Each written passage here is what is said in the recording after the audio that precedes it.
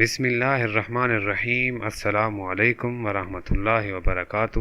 Real Islam in the world میں خوش آمدید۔ بلوغ المرام کا باب نمبر 1 اور اس میں حدیث نمبر 1 بیان کی جائے گی۔ پانی کی اقسام، یہ باب کا نام ہے۔ اس کی جو حدیث ہے وہ اب بیان کی جا رہی ہے۔ مختلف ذرائع سے حاصل شدہ پانی کا بیان۔ حضرت ابو ہریرہ رضی اللہ تعالی عنہ روایت کرتے ہیں کہ رسول اللہ صلی اللہ علیہ وآلہ وسلم نے سمندر کے پانی کے متعلق ایک شخص کے استفسار کے جواب میں فرمایا کہ اس کا پانی پاک ہے اور اس کا مردار حلال ہے۔ اس حدیث کو ابو داؤد، ترمذی، نسائی، ابن ماجہ اور ابن ابی شیبہ نے روایت کیا ہے۔ متن حدیث کے الفاظ ابن ابی شیبہ کے ہیں۔ ابن خزیمہ اور ترمذی نے اسے صحیح قرار دیا ہے۔ علاوہ ازیں اس روایت کو مالک، امام شافعی اور امام احمد نے بھی روایت کیا ہے۔ آج کی ویڈیو میں اتنا ہی۔ مجھے اجازت دیں۔